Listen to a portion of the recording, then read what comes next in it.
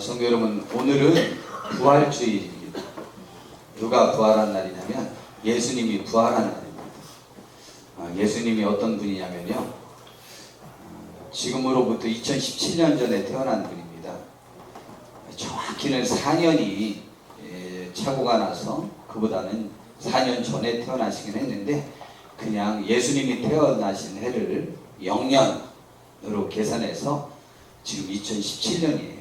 그렇게 계산한 거예요. 그렇게 계산했는데, 이제 예수님이 2017년 전에 태어나셨고요. 태어나셔서 30살까지는 집에서 어머니 모시고 동생들 그렇게 부양하면서 생활했어요. 왜냐면 아버지가 일찍 돌아가셨어요. 그래서 목수의 일을 하면서 집에 그냥 있었습니다. 그러다 이제 30살 때부터 이제 전도도 하시고 하나님 나라 말씀 전하시다가 33살, 우리나라 나이로 34살 때, 그때 만 3년 동안을 이렇게 활동하시다가 예수님이 돌아가셨습니다. 돌아가셨는데, 그 돌아가신 이유는 예수님이 자기가 자꾸 하나님의 아들, 하나님이라고 부르는 거예요. 그런데다가 또 그때 종교 지도자들보다 예수님이 인기를 더 얻어가는 거예요. 그래가지고 모함을 받아가지고 결국은 십자가라고 하는 그 로마에서 가장 큰 죄인을 못 박아 죽이던, 사형 집행하던 그러한 사형 방법대로 양쪽 편에 두 강도와 함께 예수님이 사형 집행을 받으셨어요. 그런데요, 그분이요, 돌아가시기 전에 원래 그분이 엉뚱한 말씀을 많이 하셨는데, 대표적인 것이 자기가 하나님 아들이라는 것, 그게 일단 가장 엉뚱한 말씀인 것 같았고, 또 그리고 자기는 죽는데 성경에 기록되어 있는데 3일 만에 다시 살아난다고 그랬다. 나 다시 살아날 것이다. 아주 엉뚱한 말씀을 하셨거든요. 근데 제자들도 안 믿었어요. 안 믿었는데 돌아가신 지 3일 됐는데, 예수님의 무덤이 마침 예수님을 잘 섬겼던 아리마대 요셉이라는 사람이, 이스라엘 나라 사람들, 우리나라 사람들도 왜 부자들은 옛날에 자기가 죽으면 들어갈 무덤 먼저 만들어 놨는데 배우도 만들어 놓고, 혹시 아시나요? 우리 성도님들 무덤 안 만들어, 묘 안 만들어 놓으셨죠? 가난해서 그래요. 부자들은요, 자기가 들어갈 곳 미리 다 만들어 놔요. 정말인데. 그리고 배우도 미리 만들어 놔야 오래 살고 좋다고 해서 부자들은 옛날에 만들어 놓으셨다고요. 좀 옛날에 어려워도 배우들은, 옛날 분들은 미리 만들어 놓기도 하셨죠. 저희 어머님도 저희 어머니가 미리 만들어 놓으셨어요. 그거 많이 안 비싼데. 자, 근데 그렇게 하셨는데요, 부자들이 자기가 죽으면 사용하려고 무덤을 미리 만들어 놨어요. 그 돌로 잘 만들어 놓은 무덤이 있었는데, 거기다가 그 아리마대 요셉이라는 사람이 예수님을 장사 지내줬어요. 천만다행이죠. 제자들은 다 도망갔는데. 그렇게 해서 하고 그 굴을 파고 거기다가 장사 지내고, 겉을 굴을 큰 바위를 이렇게 막아놨거든요. 예수님을 사랑했던 막달라 마리아와 또 다른 여인이 새벽에 3일째 되던 날, 예수님이 살아나신다는 것은 그들은 잘 알지도 못하고 생각지도 못하고, 예수님의 그 무덤에 가서 예수님의 시신에 냄새나지 않게 향유라도 좀 발라드리려고 오는 거예요, 새벽에. 그러면서 오면서 말하기를, 야, 우리끼리 가는데 우리 힘이 없어서 무덤 앞에 막아놓은 불을 어떻게 굴리지? 그러면서 왔는데 세상에 무덤이 열려있는 거예요. 들어가 보니까 예수님은 안 계시고 그 수의가 개켜져 있는 거예요. 그래서 막 울다가, 우리 예수님 어디 갔어? 누가 훔쳐갔어? 하고 막 울고 있는데, 어떤 남자가 뒤에 서 있는 거예요. 그러길래 그 마리아와 그 여인은요, 그 사람이 산직인 줄 알았어요. 당신이 우리 예수님 훔쳐갔으면 어디 있는지 좀 알려달라고, 그리고 누가 가져갔나 좀 알려달라고, 그리고 울고 있었는데 예수님이 마리아야 하고 불렀어요. 여러분, 마리아야라고 부르는 순간 정신이 뻗뜩 났겠죠.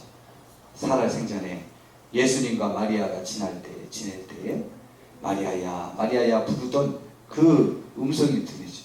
어제 제가 어떤 아이를 만났어요. 홍씨 엄마를 만나고 미용실에 갔더니, 전 그 교회 오라고 갔더니 머리하고 있더라고요. 근데 그 아이가 절 모르겠대요. 그래서 야 꾸다 그랬더니 꾸다 생각나네요. 목사님이 저한테 꾸다 이렇게 불러도 제가 구다연을 제가 본래 양다연을 양다라고 부르고 구다연을 꾸다라고 부르고 제가 그러거든요. 그랬더니 제가 꾸다 그랬더니 기억나요 목사님 그러더라고요. 예, 꾸다 하니까 기억이 난대요. 예, 마리아야 하는 순간 저는 한 번에 알아들었을 것 같아요. 주님 하고 깜짝 놀랐어요. 살아나셨네요. 예수님 말씀하셨어요. 내가 살아났다. 성경에 기록된 대로 살아났으니까 얼른 제자들에게 가서 내가 살아났고 내가 제자들 너희들보다 먼저 갈릴리에 가서 기다릴 테니까 너희들을 갈릴리에서 나와 만나자 라고 이렇게 말을 전하라고 했어요. 그리고 제자들에게 전했더니 또 제자들이 갈릴리까지 가는 게 아니라 당장 무덤을 보려고 막 쫓아와서 보고는 야 정말 예수님이 살아나셨나? 그랬던 거예요. 예수님이 살아나셨어요. 부활하신 다음에 제자들과 한 11번 정도 성경으로 만나고 40일 정도 계시다가 하늘로 올라가셨어요. 그 예수님이 다시 오겠다고 약속하셨어요. 그것이 부활이에요. 그분이 정말 말도 안 되는 말씀 같지만 그 말씀대로 그분이 살아나셨고 살아나심으로 인해서 그가 살아나심으로 인해 증명된 사건들이 굉장히 많아요.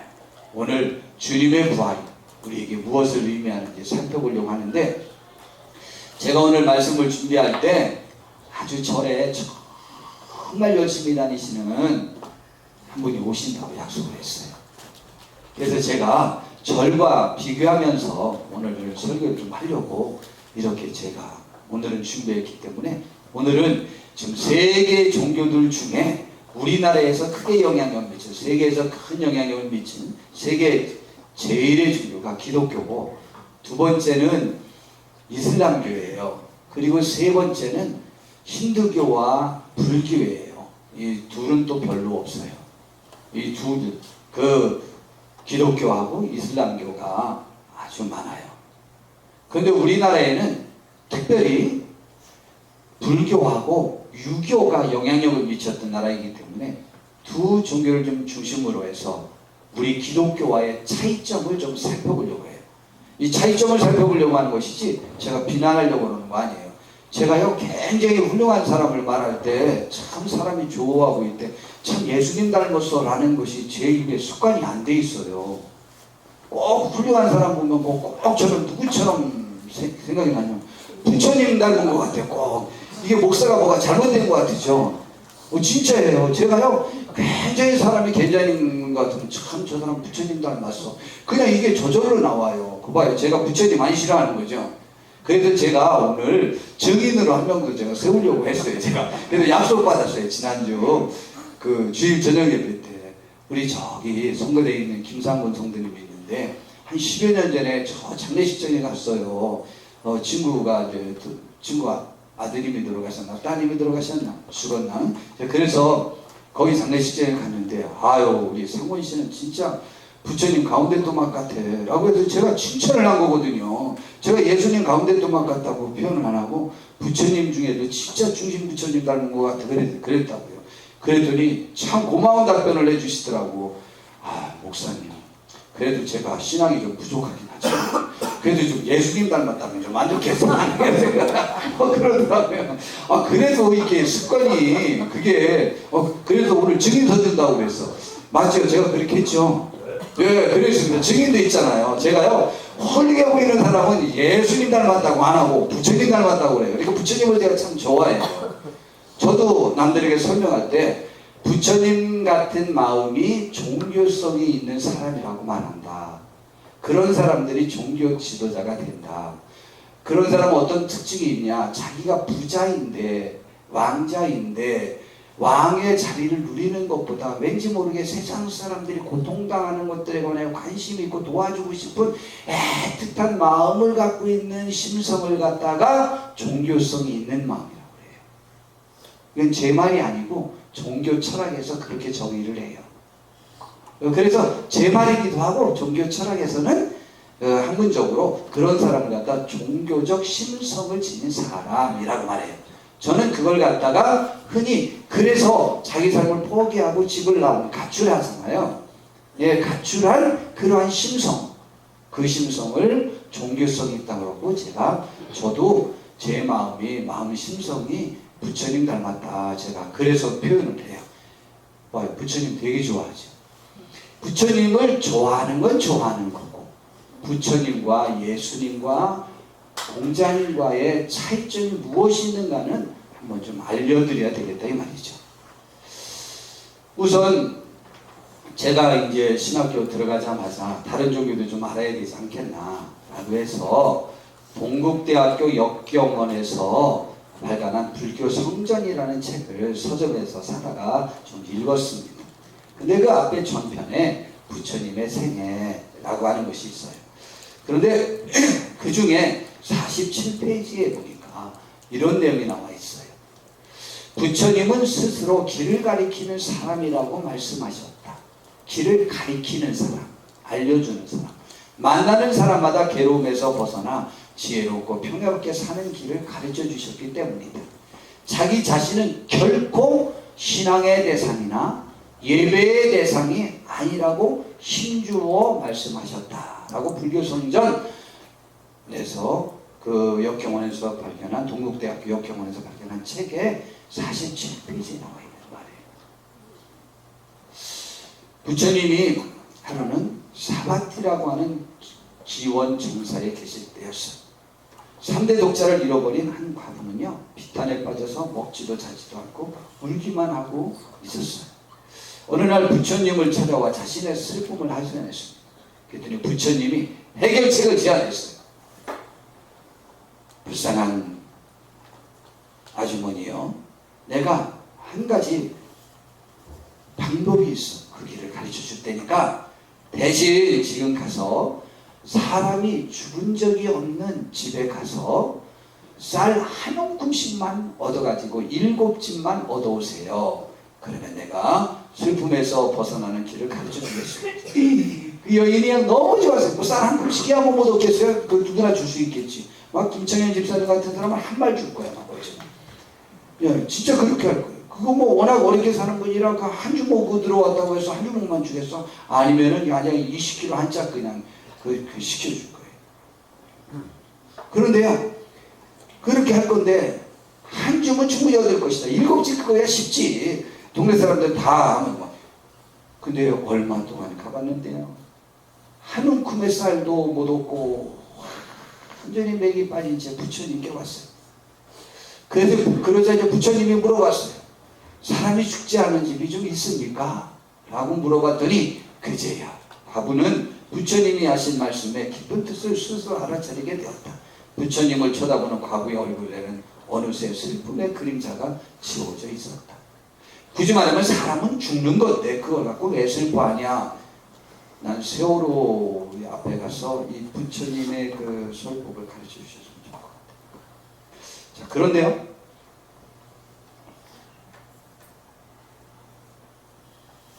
부처님이 한 번은 자기가 정말 또 사랑하는 아만다라고 하는 제자가 죽었을 때, 제자들이 다 슬퍼할 때 그때 한 말씀을 또 한번 67페이지에 나와 있습니다. 너희들은 내가 항상 하던 말을 잊었느냐? 가까운 사람과는 언젠가 이별해야 하는 법이다. 이게 불교의 가르침이죠. 우연히 인연이 되어서 만났다가 또 헤어지는 것. 세상에서 무상하지 않은 것은 없다. 모든 것은 세월을 따라 변해간다고 말씀하셨어요. 부처님의 가르침이에요. 그런데 좌우지간 이 부처님을 잘 믿은 우리나라 불교 스님이 계셔요.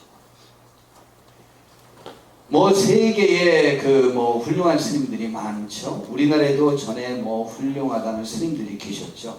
그런데 사실은요, 한국 불교의 구세주와 같은 분이 성철 스님이에요. 그분을 갖다 흔히 불교 신자들은 우리 곁에 오신 부처님이라고 이렇게 말합니다.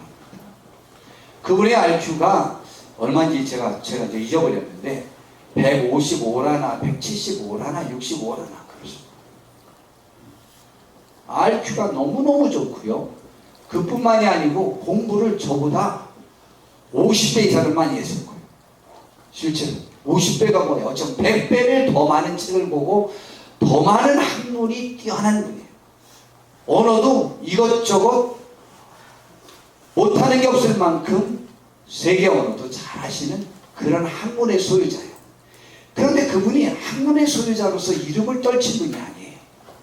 그렇게 머리 좋고 똑똑하고 학문을 소유하고 언어에 뛰어난 분인데도 그분의 가장 독특한 점은 그분의 수행이에요.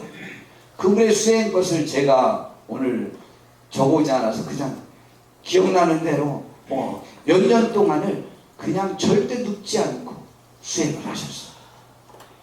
굳이 말하면 우리 교회를 치면은 기도로만 생활을 하신 분이에요. 얼마나 겸손하게 사셨는지요. 얼마나 또 검소하게 사셨는지요. 그분의 옷은요, 스님들을 제가 참 싫어하는 것은요, 아우 진짜 영화배우 이연걸보다 잘생기면 잘생기지 못생기지 않았대요. 저기 홍콩 영화배우 맞나요? 이연걸. 그 사람 스님으로 많이 나오고 빡빡하고 이렇게 싸움도 잘하고 막 이런 거 나오잖아요.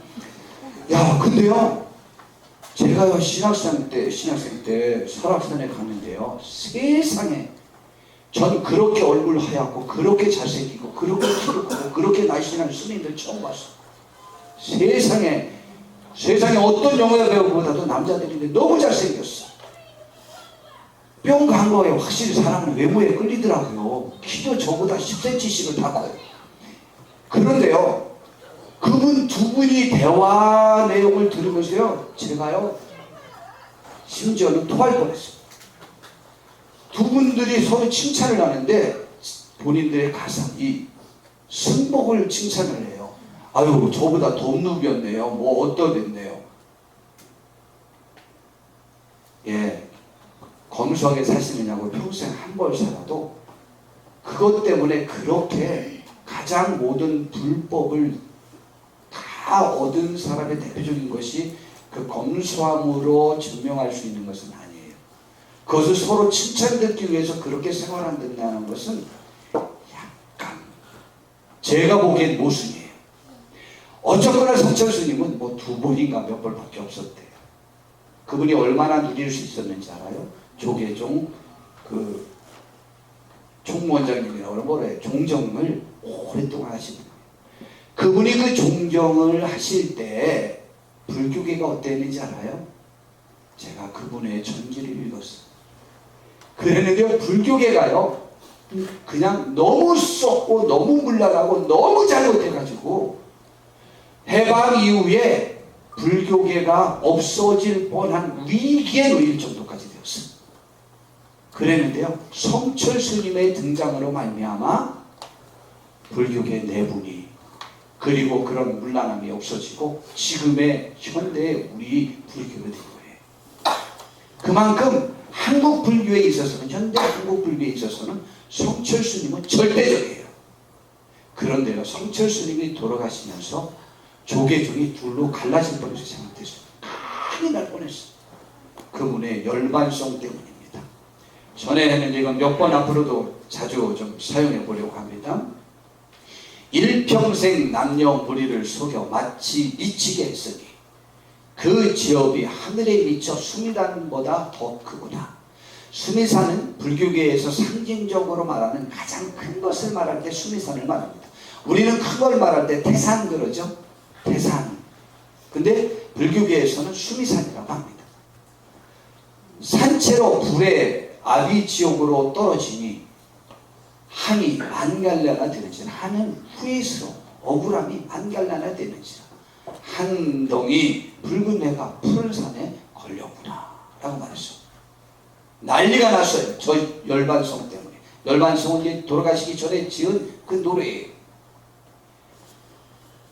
저것을 좋게 해석하는 분은 성철 스님의 겸양지덕으로서 자기는 죄인이다 라는 고백이라는 말이 있고, 아니다, 저것은 자기가 삶을 잘못 살았고 종교를 잘못 선택했고 자기는 지옥 간다는 얘기다. 이런 얘기를 왜 우리나라 제1의 종정님인 성철 스님이 저런 열반성을 해서 혼란을 일으키냐 해가지고 스님들이 저것 때문에 몇 년을 싸우나 몰라요.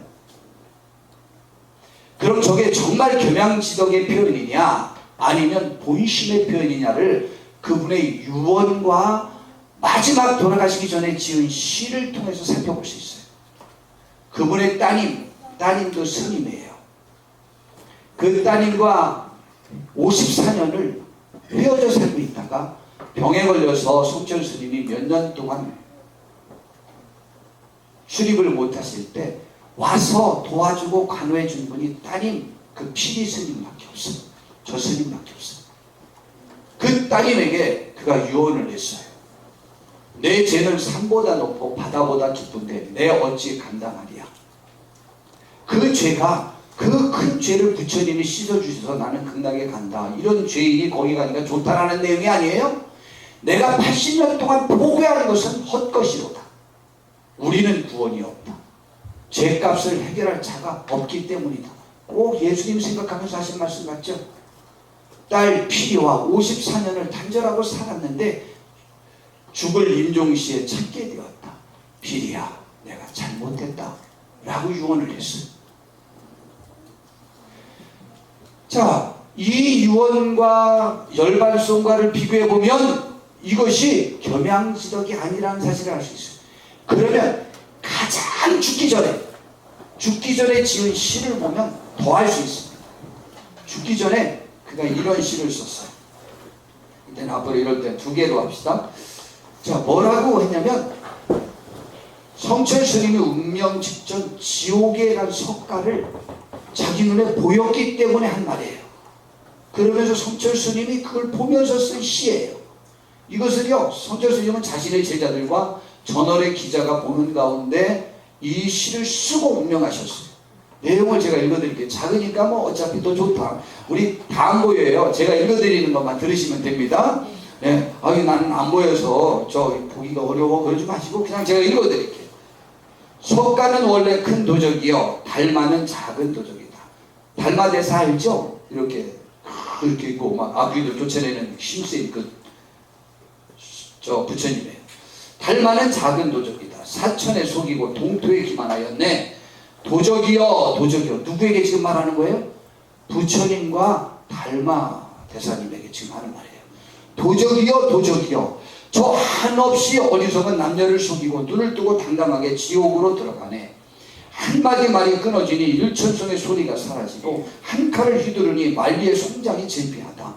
알든지 모르든지 상신신명을 면치 못하리니 말해보라 이 무슨 도리인가. 자기야 곳에 보살의 얼굴이 열리고, 보살은 우리 교회를 치면 집사님이에요. 여자 불교 시민 신자를 갖다 보살님이라고 그래요.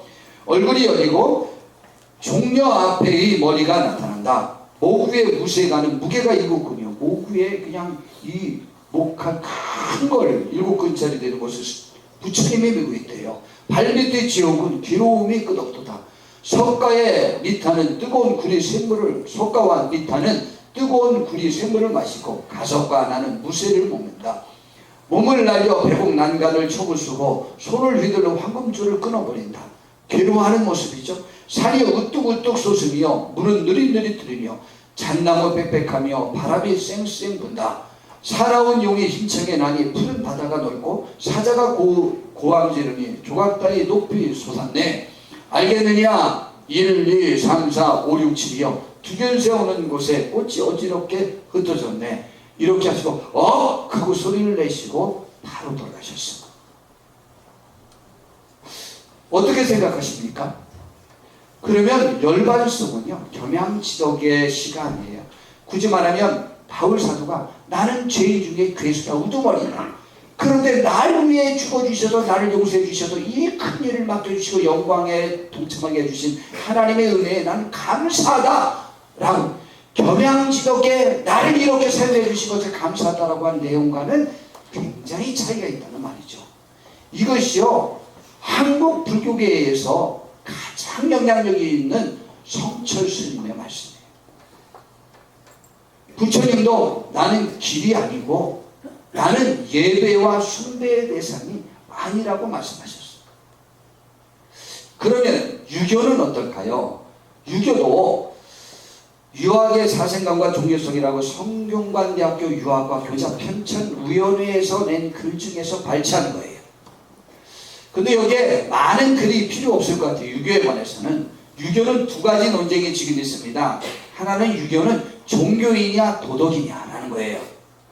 종교는 뭐냐? 사생관이 있어야 된다. 지금 이후의 세상에 관해서, 사후 세계에 관해서 언급이 있어야 되는데 유교는 그 언급이 없다. 그러므로 인해서 유교는 종교가 아니고 도덕이다 라고 하는 사람도 있고, 그럼에도 불구하고 귀신에 관하여 인정하니까 종교이다 라고 말하는 사람도 있어요. 그러나 여하튼 그것은 이제 논쟁으로 붙이고 제가 알아보려고 하는 거예요. 한 번은 공자의 제자인 자로라고 하는 사람이 죽음에 대한 궁금증이 있었어요. 그래서 공자님에게 물어봤어요. 감히 죽음에 대해서 물어봤습니다. 물어봤더니 공자님이요 이런 답변을 했어요. 아직 삶에 대해서도 다 알지 못하는데 어찌 죽음에 대해서 알겠는가라고 논어선진에 나와 있다는 거예요. 그러면 이 말이 무슨 말이냐? 사람은 살아있는 동안의 삶의 도리조차 제대로 깨닫지 못한다. 근데 죽음 이후를 논할 이유도 없겠다. 전혀 모른다. 굳이 말하면 공자님은 모른다고 말씀하신 거예요. 물론 저것에 대한 해석으로 이 편찬위원회에서 뭐라고 했냐? 유교는 현세에 우리와 관계된 사람들에게 효를 하고 사랑을 하고 그 나름대로 모든 지켜야 될 것들을 지키면서 살아라. 그것이 중요하다라는 것이기도 한 가르침이기도 하지만 공자님은 죽음 이후의 세상에 관해서 언급할 입장이 아님을 분명히 하셨다는 얘기죠. 그냥 이슬람교도 그냥 한마디다. 그러면 마호메트라는 사람이 이슬람 종교를 창시했는데 그분이 신이라고 말했느냐? 아니에요. 예수님과 동등하게 자기도 예언자이다 라고 말할 뿐이에요. 자기를 신이라고 말하지 않았습니다. 그런데 성경에서 예수님은 뭐라고 말씀하셨냐는 말이죠. 정말 아까 사바티의 그 과부를 부처님이 위로하던 그 장면과 비슷한 사건이 벌어졌어요. 한 번은 나인이라고 하는 성에 예수님이 들어가셨는데 거기에요 과부의 아들이 죽어가지고 장사 지내고 있었어요. 그래서 많은 사람이 울면서 따라왔는데 예수님께서 그 과부를 보시고 불쌍히 여기면서 울지 말라고 하셨어요. 그리고 가까이 가셔서 관에 손을 대시고 맹자들이 내 손을 대니까 맹자들이 섰어요. 근데 예수님 말씀하셨어요. 청년아, 내가 네게 말하노니 일어나라 그랬어요. 잠자는 사람 깨우는 것처럼. 근데 죽어서 지금 며칠 지나고 난 다음에 장사 지내고 관이 나가는 그 관 속에서 그 과부의 아들 청년이 일어나고 그랬어요. 죽었던 자가 일어나 앉고 말도 하고는 예수님께서 그 어머니에게 눈을 보내면서 위로해 주셨어요. 완전히 다르죠.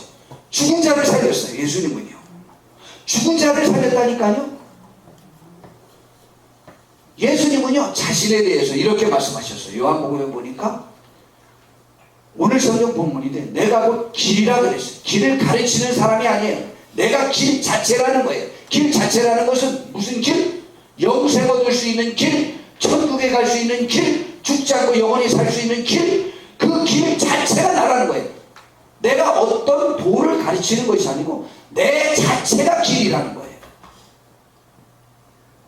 굳이만이라면 나를 통하지 않고는 모두 이루어질 수 없다. 그 다음에 진리요. 내가 그 진리라는 거예요. 진리를 가르치는 사람이 아니래요. 예수님 자신이 진리래요. 그뿐만이 아니에요. 내가 생명이래요.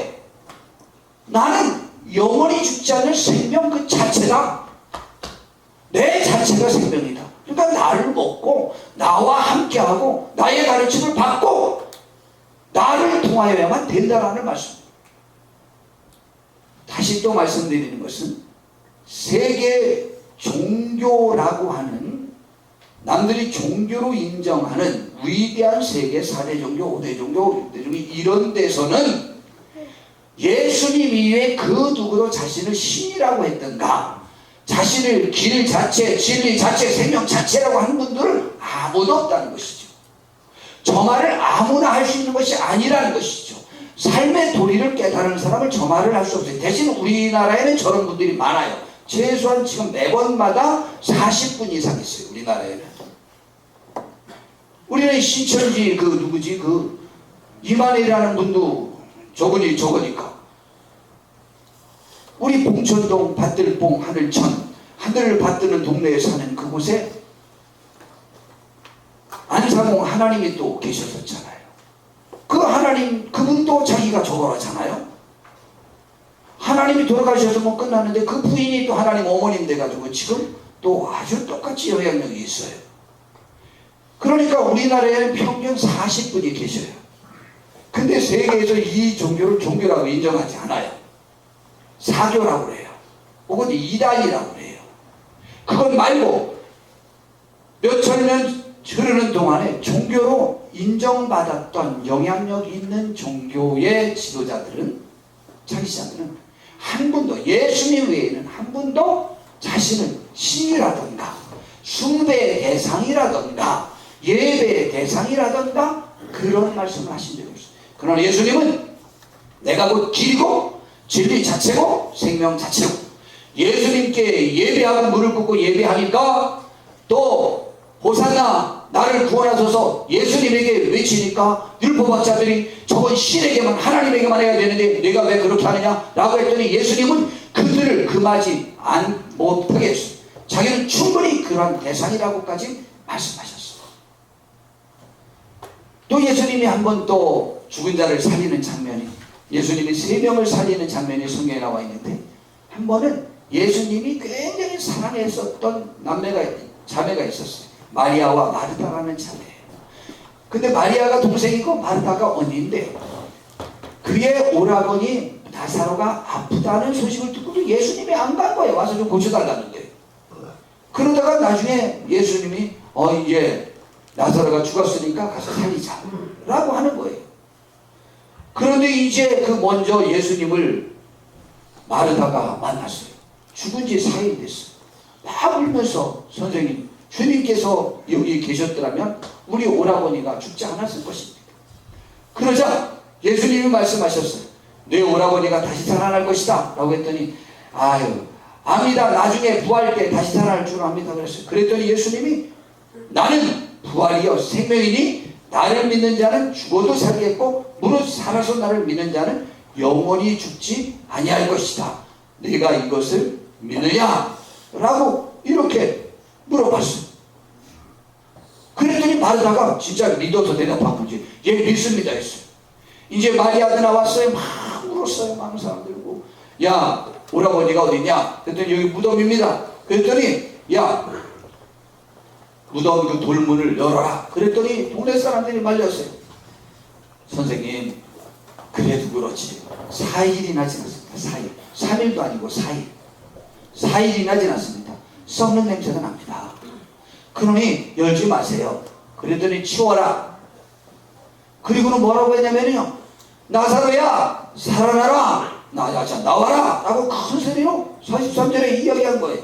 그랬더니 죽은 자가 수족을 배로 돌린 채로 나와있어요. 불어 놓아 다니게 하라 그랬어요. 살아났어요. 죽은 자를 살린 역사예요. 그렇다면 죽은 자를 살린 것하고 예수님이 살아나신 것과의 차이점은 무엇일까? 둘의 의미는 비슷합니다. 죽은 사람을 살릴 수 있는 것은 신이 아니면 불가능해요. 사람의 생명은 신이 전권을 쥐고 있다고 사람들은 생각하고 있어요.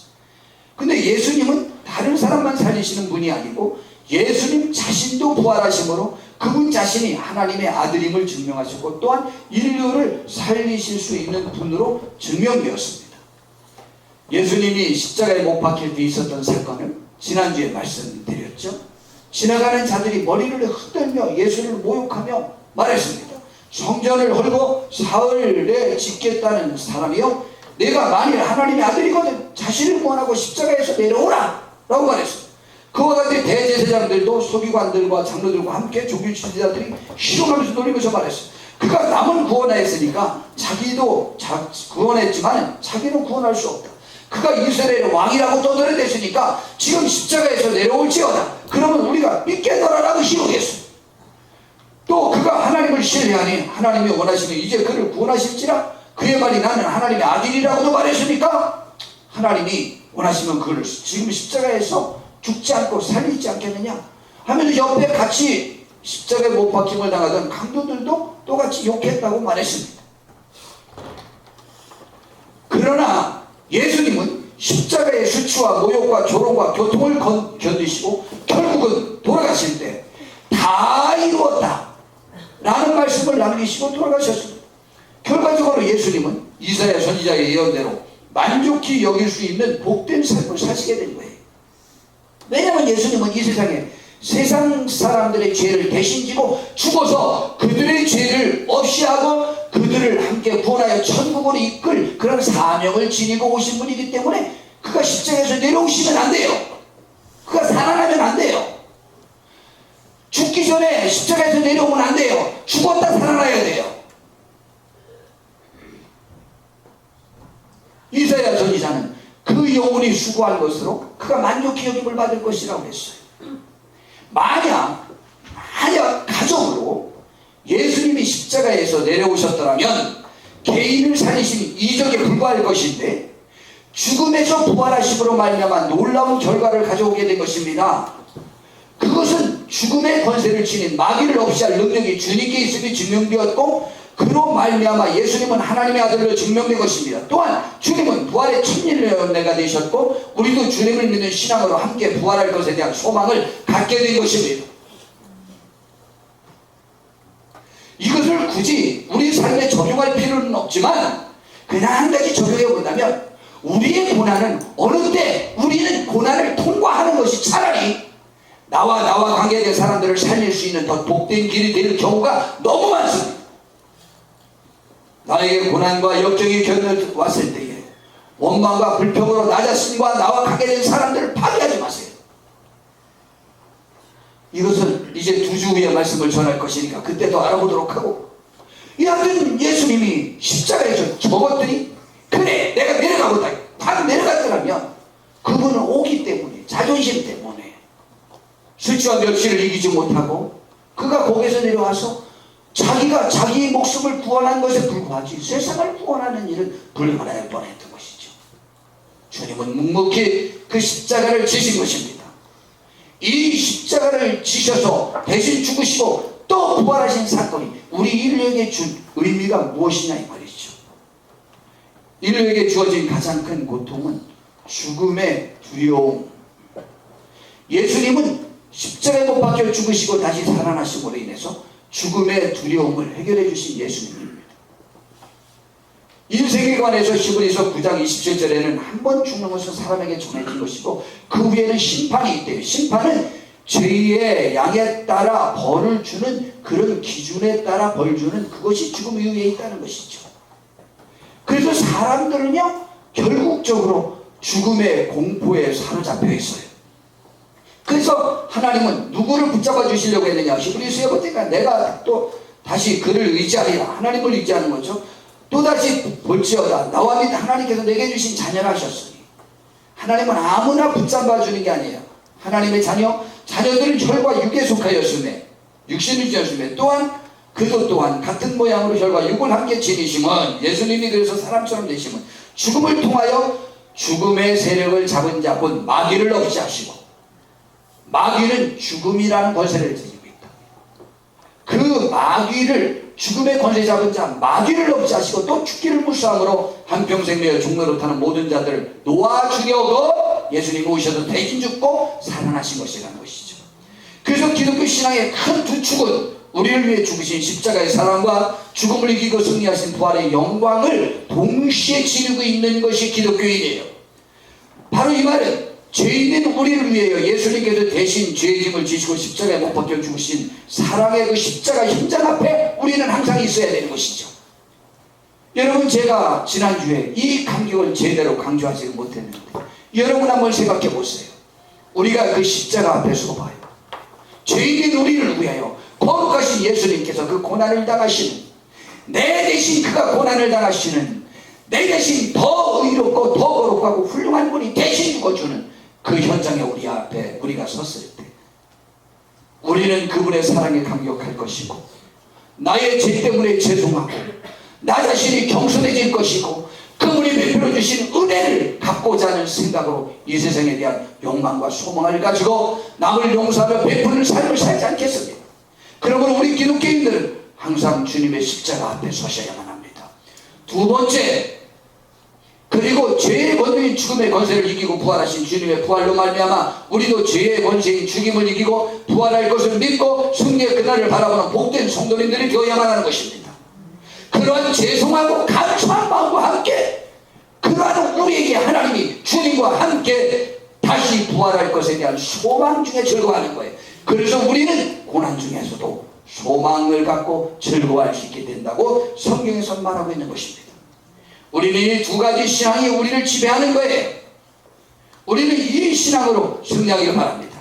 그래서 로마서는 띄고 그래서 고린도전서 15장에 보니까 이렇게 말합니다. 보라, 내가 너희에게 비밀을 말하노니 우리가 다 잠잘 것이 아니요 마지막 나팔에 순식간에 호렘이 다 변화되리니 나팔 소리가 나매 죽은 자들이 썩지 아니할 것으로 다시 살아나고 우리도 변화되리라. 이 썩을 것이 반드시 썩지 아니할 것을 입겠고 이 죽을 것이 죽지 아니함을 입으리로다. 우리 몸이 늙어지고 이렇게 되잖아요. 그런데요, 이 몸이 다시 나빠지지 아니하는, 쇠하여지지 아니하는 그러한 몸으로 변화될 것이다. 이 썩을 것이 썩지 아니함을 입고 이 죽을 것이 죽지 아니함을 입을 때에는 사망을 삼키고 이기리라고 기록된 말씀이 이루어지리라. 그러면서 바울 사도의 입을 통해서 55절에 보니까 아주 귀한 성경 노래 찬양을 합니다. 얼마나 기분이 좋은지 몰라요. 이때 글을 바울 사도가 썼지만 심령은 통해서 외쳤습니다. 사망아, 너의 승리가 어디 있느냐? 사망아, 내가 쏘는 것이 어디 있느냐? 사망이 쏘는 것은 죄요, 죄의 권능은 율법이라. 우리 주 예수 그리스도로 말미암아 우리에게 승리를 주시는 하나님께 감사하노니. 왜냐하면 죽음이, 율법이, 마귀가 예수님을 죽여서 승리한 줄 알았더니 전혀 영향력이 없이 거기에서 살아나셨다고 하는 것은 그것을 이겼다는 이김의 증거가 된 거예요. 그래서 첫 열매가 되신 거예요. 감사하노니 이러므로 내 사랑하는 형제들아, 견실하며 흔들리지 말고 이 신앙에 흔들리지 말자는 거죠. 항상 주의 일에 더욱 힘쓰는 자들이 되라. 이는 너희 수고가 주 안에서 헛되게 하는 줄 알미라라고 말한 것이죠. 그래서 로마서 1장에서는 또 뭐라고 말하냐? 그의 아들에 관하여, 예수님에 관하여는 말하면 육신으로는 다윗의 혈통에서 나셨고 다윗의 후손으로 나셨고 4절에 성결의 영으로는 죽은 자들 가운데서 부활하사 능력으로 하나님의 아들로 선포되었으니 예수님이 살아나심으로 인하여서 그가 신으로 더 증명되었다는 것이죠. 그러므로 우리의 신앙은 뭐냐? 어떤 사람이 구원받냐? 로마서 10장 9절에 봤더니 이렇게 말합니다. 네가 만일 입으로 예수를 주로 시인하며 또 하나님께서 그를 죽은 자 가운데서 살리신 것을 내 마음에 믿으면 구원을 받으리라. 여기에 구원받는 방법 중에 우리의 선행이나 우리의 행함이 포함되어 있지 않아요. 내 입으로 혹은 내 마음에 믿으면. 제가 이때 자주 사용하죠. 여자분들이요 그렇게 합니다. 아니, 사랑한다고 말하는 것이 돈이 들어, 힘이 들어, 시간이 들어. 사랑한다고 좀 하면 안 돼? 그래서 남편이 알았어 사랑해줘 하고 꼭 안아주면 뭐라는 걸 듣기 싫어. 저리가 말로만 이게 사랑하는 말을 하라는 건지 하지 말라는 건지. 진짜 여자분들 말은 잘 알아들어야지 잘못 들으면 복잡해져요. 이 말은 무슨 말인지 알아요? 사랑하라는 말도 하고 돈도 좀 벌어오고 뭐도 좀 많이 해주고 하늘도 좀 많이 보고 뭐 그렇게 좀 해달라는 거예요. 대신 뭐도 하고 말도 좀 하고. 그래서 사랑이 말로만 해서는 사랑이 아니에요. 그런데 구원은 행함이 필요 없다고 분명히 말해요. 그럼 구원받은 사람은 구원받았기 때문에 행하는 것이지 구원받기 위해서 행하는 것은 아니에요. 성도 여러분, 그건 나중에 저의 간증을 통해서 다시 한번 말씀드리도록 합니다. 그러면 어떻게 하면 구원받냐? 저 말대로 해서 우리 구원받고 천국 가야 되지 않겠어요? 내 입으로 예수를 주로 시인하며, 주로 시인한다는 것은 예수님이 나의 구세주고 예수님이 나를 구원할 수 있으니 예수님 나를 구원해 주세요, 나는 죄인입니다, 용서해 주세요 라고 직접 말할 수 있는 거예요. 이게 주로 시인하는 거예요. 믿지 않는 사람에게, 도움 줄 수 없는 사람에게 동청하지 않으니까 동청하는 자체가 그분을 인정했다고 보는 거예요. 두 번째, 뭘 믿으면? 그분이 죽어서 살아난 사실을 믿으면 구원받는데요. 이거 다 주로 시인하고 믿으면 된다는데 이거 못하겠어요? 우리 천국 가야죠. 쉽죠? 쉬운데요, 주께서 허락하신 영혼이 아니면 이 고백을 할 수 없답니다. 주의 영이 함께 하시지 않으면 이 고백을 할 수 없어요. 오늘 우리 이 고백을 한번 또 해보려고 합니다. 우리 몇 개월에 한 번씩은 꼭 이 고백 매번 예배 때만 해보기로 했죠? 자, 우리 눈을 감고 제가 하자는 기도에 몇 마디만 따라 하시면 됩니다. 다 눈을 감고 손을 이렇게 모으고 간절한 마음으로 제 기도를 따라 하십니다. 예수님 사랑합니다. 예수님 사랑합니다. 예수님 저의 구세주임을 믿습니다. 예수님 저의 구세주임을 믿습니다. 저의 죄를 용서해 주시옵소서. 저의 죄를 용서해 주시옵소서. 저를 구원해 주시옵소서. 저를 구원해 주시옵소서. 예수님이 살아나심을 믿습니다. 예수님이 살아나심을 믿습니다. 나도 다시 살아날 것을 믿습니다. 나도 다시 살아날 것을 믿습니다. 예수님 믿습니다. 예수님 믿습니다. 예수님 사랑합니다. 예수님 사랑합니다. 예수님의 이름으로 기도드렸습니다. 예수님의 이름으로 기도드렸습니다. 아멘. 이렇게 고백하는 사람을 구원시켜 주시기로 작정했어요. 여러분, 이 고백을 우리 성도님들의 집에서라도 간혹 하시기를 바랍니다. 특별히 병상에 계신 분은 매번마다 이 고백을 하셔야 돼요. 그리고 주님께 우리의 영혼을 맡기는 축복이 있길 바랍니다. 하나님이 우리의 영혼을 구원하시기로 작정하셨어요. 우리 기독교인들은 두 축을 이루셔야 된다고 그랬죠. 한 축은 어디요? 주님의 십자가 앞에 항상 우리는 겸손히 서 있어야 하셔야만 합니다. 무지막한 죄인인 나를 위해 죽어주신 주님이 나를 위해 죽어주셨다는 생각을 갖고 나와 관계된 사람들을 예수님의 사랑처럼 해낼 수 있도록 노력하셔야 하고, 그 사랑에 우리를 이끄는 원동력이 있어야만 합니다. 그리고 그분이 살아나셨듯이 우리도 살아날 것을 믿고 그 소망 중에 즐거워하면서 이 세상을 이기고 극복하고 승리하시는 귀한 삶을 사는 우리 성도님들 다 되시기를 진심으로 바랍니다. 기도하겠습니다. 주님, 오늘 이 시간 우리가